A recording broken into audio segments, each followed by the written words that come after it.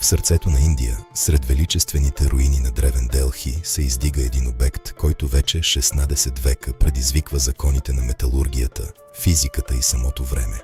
Това са 7 метра почти чисто желязо, подложени на опустошителното влияние на тропическите дъждове, прашните ветрове и изпепеляващото слънце. Официално той датира от 4 век след Христа. Но тук, за разлика от всяко друго желязно съоръжение в света, няма да откриете нито едно петънце корозия. Как е възможно артефакт от античността да притежава технология, която съвременната наука едва днес започва да проумява в пълнота? Днес ще разгадаем мистерията на железния стълб в Делхи, монолитът, който стои като ням свидетел на едно изгубено знание. Скрит ли е в него божествен дар или послание от една забравена ера? Нека започнем от самото начало. Точка 1. Митовете за произхода. Легендите разказват, че този стълб не е просто купчина метал, а свещен символ на победата и вярата. Шестредовият санскритски надпис на езика Брахми, изсечен директно върху неговата повърхност, възхвалява величието на цар на име Чандра.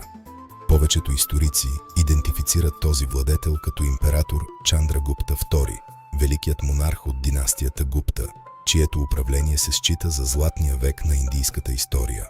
Надписът твърди, че стълбът е издигнат в чест на бог Вишну на хълм, наречен Вишнупадагири, хълмът на стъпките на Вишну. Но тук започва загадката. Историческите данни сочат, че стълбът първоначално е бил издигнат на стотици километри от тук, в Удаягири. Как една цивилизация от преди 1600 години е пренесла този 6-тонен монолит през джунгли и планини до днешен Делхи? Защо е бил преместен и каква сила е била необходима за това начинание? Тези въпроси подхранват най-невероятните теории. Някои вярват, че стълбът изобщо не е дело на човешка ръка в традиционния смисъл. Една от най-популярните легенди гласи, че той е изкован от небесно желязо, паднал метеорит, притежаващ магически и неразрушими свойства. Привържениците на палеоконтакта, като Ерих фон Деникен, стигат още по-далеч, предполагайки, че такава химическа чистота на метала в античността е била невъзможна без пряка извънземна намеса. Дали този стълб е служил като антена към звездите или е бил дар от цивилизация, която е посетила Земята в дълбоката древност и след това е изчезнала в мрака на времето? Мистиката се засилва от местното вярване, че стълбът притежава жива енергия. Доскоро се вярваше, че ако успееш да обгърнеш стълба с ръце зад гърба си, ще получиш вечен късмет. Но дали това преклонение не е просто интуитивно признание на една непозната мощ, скрита в желязото? Историята му е изтъкана от нишките на божественото и непознатото. Преминаваме към втората точка – физическото присъствие на този гигант. Точка 2. Старостта на монолита и защо целият свят се прекланя пред него. Датиран от началото на 5 век, този стълб е оцелял през възхода и падението на десетки империи, преживял е обсади, войни и природни катаклизми. За да разберем защо е толкова значим, трябва да погледнем физическите му параметри. Висок е над 7 метра, като повече от 1 метър е заровен под земята. Тежи близо 6 тона и половина. Докато Европа е тънела в мрак след разпада на Римската империя, индийските майстори-металурзи вече са владеели техники за обработка на желязо в такива мащаби, които Западът ще достигне едва след индустриалната революция. Стълбът не е просто реликва, той е триумф на инженерната мисъл. Всеки детайл, от масивната основа до финия капител с формата на лотос, е изработен с математическа прецизност. В продължение на хилядолетия завоеватели от различни култури са се спирали пред него с благоговение. Султаните, построили джамията Куват ул Ислам, са разрушили десетки индуистки храмове, но са оставили този стълб непокътнат. Защо? Дали заради суеверие или заради скритото признание, че не са способни да пресъздадат такова чудо? То е котва във времето, свързваща ни с епоха, в която границата между магията и технологията е била почти невидима. Преклонението пред него не е просто почит към миналото, а признание на една превъзхождаща ни интелигентност. Но не всички приемат тази магия безкритично. Скептиците имат своята гледна точка. Точка 3. Негативното мнение и научният скептицизъм. Въпреки масовата мистификация за вълшебното неръждаемо желязо, съвременните материалознатели предупреждават срещу прекаленото идеализиране. Някои учени твърдят, че чудото на Делхи не е в метала, а в късмета. Те посочват, че стълбът всъщност не е абсолютно нераждаем. Ако го преместите в крайбрежен град като Мумбай или Лондон, соленият и влажен въздух вероятно би го разложил за няколко десетилетия.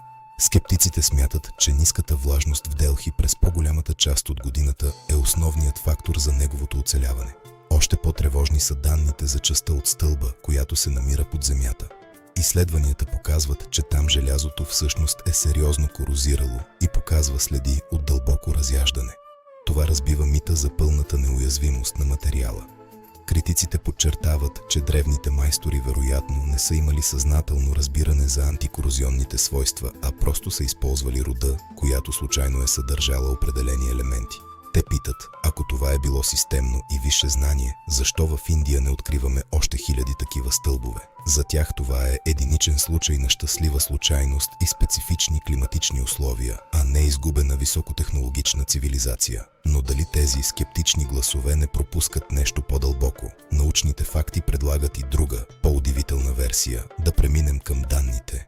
Точка 4. Истинските научни данни за старостта и причината, поради която стълбът отказва да ръждясва. През 2002 година мащабни изследвания на Индийския технологичен институт най-накрая разкриха тайната, скрита в сърцевината на монолита. И тя не се крие в извънземни магии, а в един често подценяван елемент – фосфорът.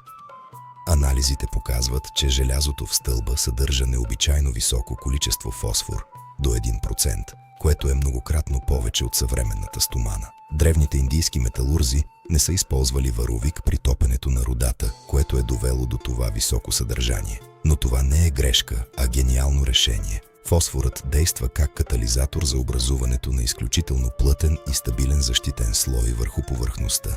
Този слой е известен в науката като мисалит. Той се формира в рамките на няколко години след излагането на метала на атмосферата и действа като самовъзстановяваща се броня.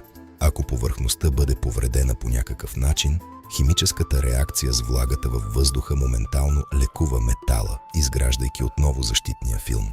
Това е триумф на античното познание за материалите. Представете си, технология за самолекуваща се повърхност от преди 1600 години.